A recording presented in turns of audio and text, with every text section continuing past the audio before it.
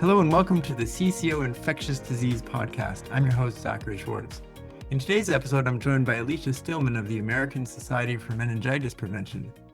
Join us as she tells us a very personal story that might change the way you practice. To learn more about this program and to register to join us for a practical symposium, see the link in the show notes. Now let's hear Alicia's story. Thank you, Zachary. Thank you for inviting me here. My story is really important, and I am happy to have the opportunity to share it. I had never heard the word meningococcal before, and it has changed my life forever. I was just a regular mom, 3 kids, a home, a life filled with the usual chaos and love. And then, in a matter of hours, everything changed. My middle daughter, Emily, was a sophomore at a small liberal arts college here in Michigan. One night, she called home and she said she had a headache. I thought maybe she was coming down with the flu, or that maybe she was just simply exhausted. She told me she had been up all night studying for exams. I told her to take some ibuprofen and get some rest, and that was the last conversation I ever had with my daughter. In the early hours of the next morning, Emily told her roommates her head still hurt and she wanted to go to the hospital. But she walked into the hospital. She walked on her own. She carried in her iPad, a textbook, her backpack. She was just going to get some relief for her headache. I didn't receive a call until the next morning because Emily was 19, so legally an adult. When the hospital finally contacted me, I was told that she had been admitted overnight with bacterial meningitis and was very, very sick. I was so confused. Emily had received the meningitis vaccine before heading off for college. I remember saying to the nurse over and over again, but she can't have bacterial meningitis. She got the shot. But I didn't know that there were different types, different serogroups, and that the shot she received didn't cover serogroup B, the strain that would end up taking her life. By the time I got to the hospital, a 2-hour drive away, she was already unconscious. They met me at the door and asked me if I wanted them to call clergy. That's when I knew that this was really serious. This wasn't just the flu or exhaustion. My husband, who had been out of town on business, flew home. My other daughter was rushed home from a semester abroad. It was all happening so fast, too fast. The doctors performed a craniotomy in a desperate effort to relieve the swelling in her brain, but the damage already done was irreversible. Emily was declared brain dead the next morning. On a cold February morning in 2013, I said goodbye to my daughter, surrounded by tubes, machines, beeps, everything. I kissed her forehead and whispered that I would figure this out. I would make sure no other family would feel this pain.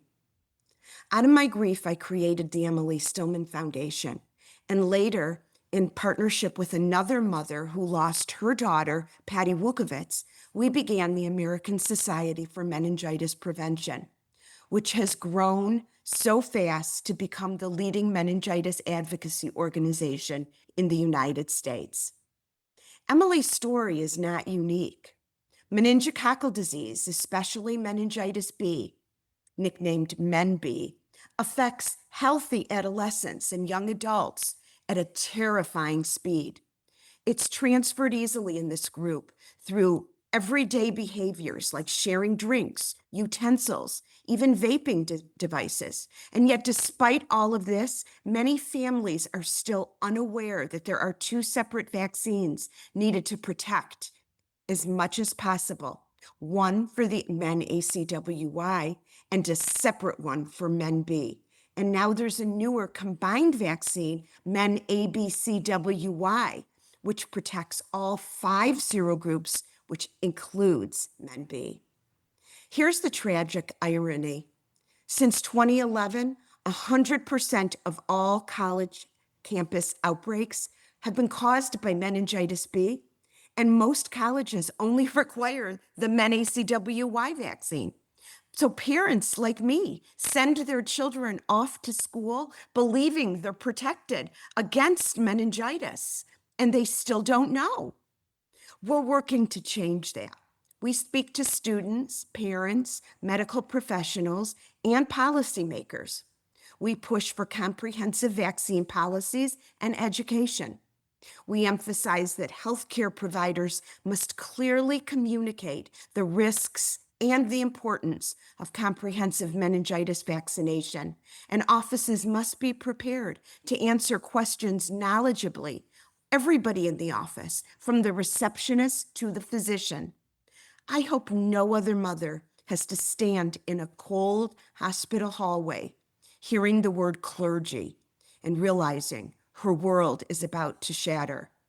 If you could protect your child from a rare but devastating disease, 80% with one shot or 100% with two, what would you choose?